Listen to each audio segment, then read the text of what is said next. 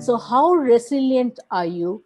And the more resilient you are, the more you have good mental health, and the less resilient you are, and the longer it takes you, and the more effort it takes you to come out of that space and start interacting with people and engaging with life. It is okay to cry. It is okay to be angry. It's okay to feel jealousy. Are you in control of those emotions? But what happens when a normal people say I am not a part of Obser or some XYZ person, my friend calls up, somewhere I'm gonna commit suicide. I don't know what to do. So Yeah, what should be the first or the immediate Yeah. next step according to you? right. Um, since all of us are so aware of this problem, I have, for Mhm. example, a whole list of phone numbers, helpline numbers Hmm. for people Hmm. in distress, any kind of distress, uh, across cities. Hmm. So it's like I'm equipping myself to help others Yeah. with that simple thing. And even if you call some way, they will say, hey, we need to talk to the person, and if we won't talk to you, right? So you should be able to take that phone to the person and help them talk, and that's not easy, and we all know this. But Yeah. as a first line, and as part of your work in the organization itself, maybe you make these numbers easily available, even if they are not your own Hmm. counselors, Hmm. Hmm. because it is possible Mhm. that you don't have the counselors 24/7. accessible Yeah. Yeah. immediately, Yeah. or unless you organize for that. But people should still have, some help, uh, and these are all trained Mhm. counselors with a lot of experience. So have a list of all of those numbers across cities. And now with the digital age, it does not matter who you reach out to. You Yeah. can be wherever you want and reach out to Hmm. somebody in Delhi or Bangalore or Chennai or Mumbai or anywhere. And so we should do that. A Should do really that. awesome suggestion, man. Yeah. Really. So basically, what? But Yeah. I, Yeah. I, yeah. Yeah. Take it. Yeah. So I just Go ahead. wanted to add to that question. It's like when a friend is in depression or he's like feeling he's getting suicidal thoughts. Like. Yes. So the probability of him calling a friend is more. Yeah. And Yes. as a friend, if someone calls me, I directly can't say him like I don't have any solution. You can contact a counselor. So what he will feel is his friend is not able to understand him. How So will the how will a counselor? counselor will? So Yeah. Yeah. there must be something I should say. So Hmm. basic relief I should provide him. Yeah, Yeah. and then I should make him go to the counselor. So what Yes. will be the basic Yes. relief strategy for us? Beautiful question. And even with understanding, people don't approach counselors easily. So it's very important for Yeah. us as friends to stay there, be there. It does not matter if we don't know the right thing to say. And some of them have, Yeah. all these people are highly intelligent, right? Hmm. We are Yeah. talking to some people who are very, very intelligent. It is just that there is an Yes. emotional hijack of the cognitive function at Yeah. that Yeah. point in time. um, and so just being there is first and foremost very important. And it is very tiring Mhm. for us as friends also. So if you can kind of tag team that, and you have a bunch of people, so you are there for some time and then you request somebody else to be there for another hour while you go take care of yourself. It can be emotionally very Yes. exhausting and difficult situation. Hmm. So create tag teams, create 3 4 people who will in that space, in the hostel, somebody they trust. So whoever is the friend should be able to call on this team, or a bunch of volunteers who are all kind of saying, I think this is very important work, and I would like to be part of whatever you people are planning. So create that along with the phone numbers, create a Yeah. team of volunteers who can be like first responders, right? And sometimes they're very powerful. Yeah. First responders are the most powerful, more than but Yeah. it is not enough because we are not equipped. We are not ourselves counselors.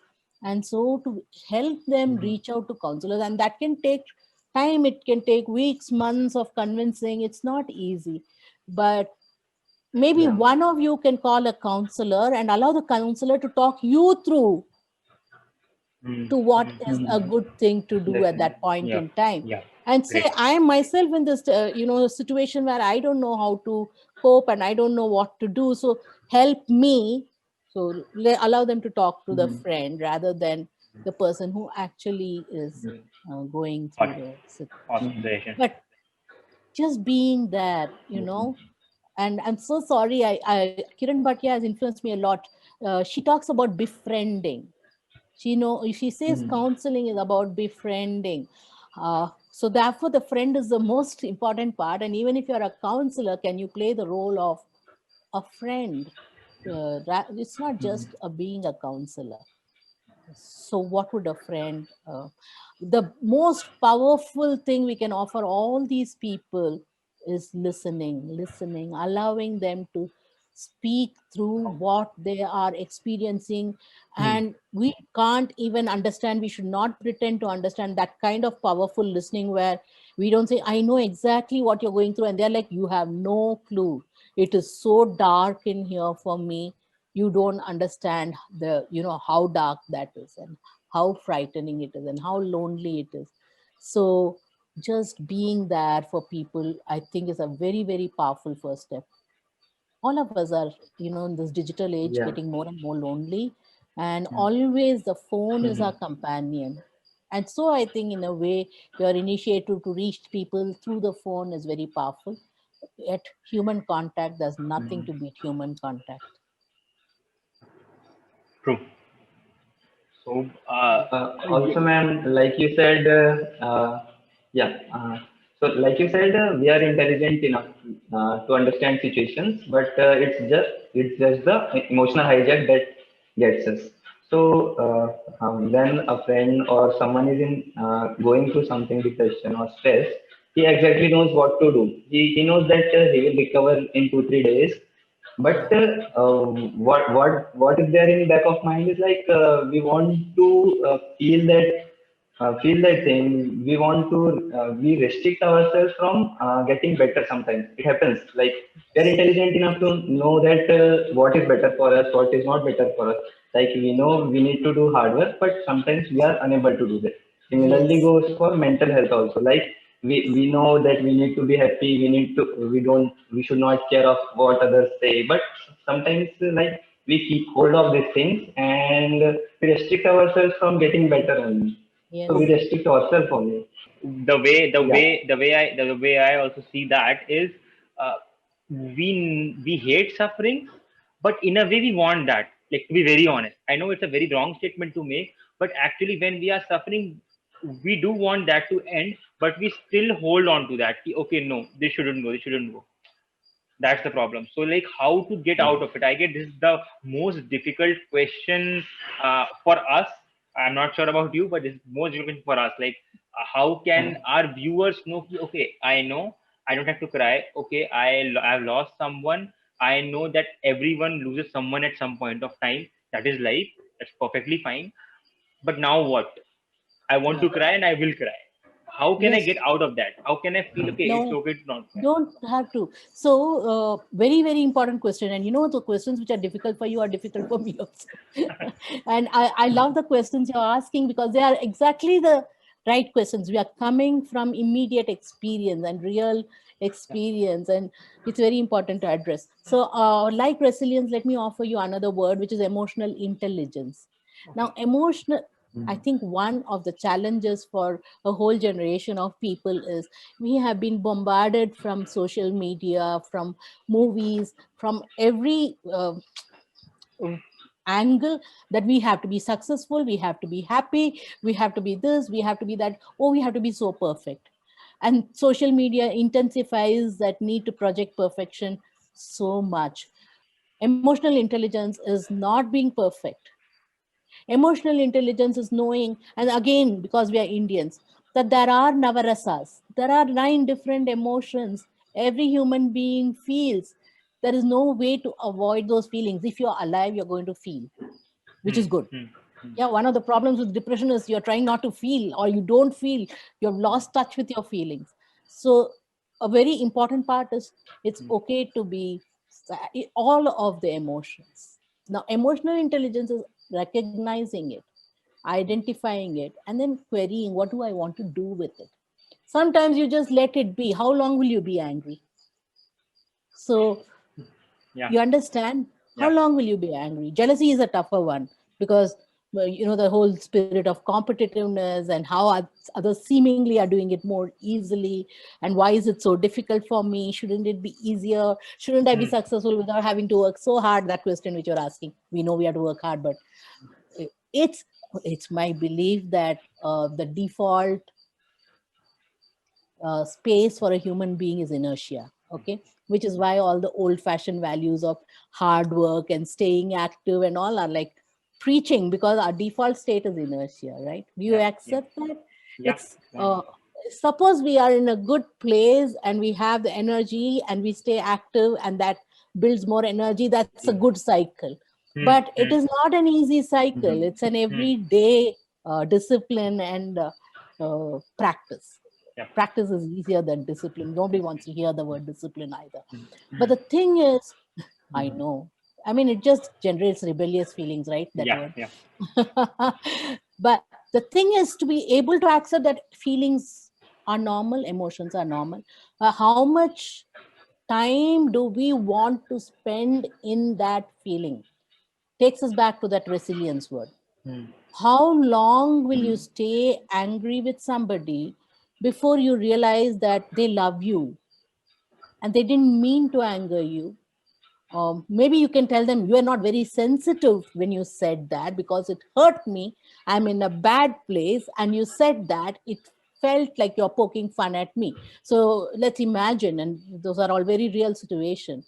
In the people who are working with you, you're 25 or 28, seemingly all your friends are doing better, you're not doing so well, and somebody sends you a video about anything, about somebody who's very enterprising and doing very well and all that.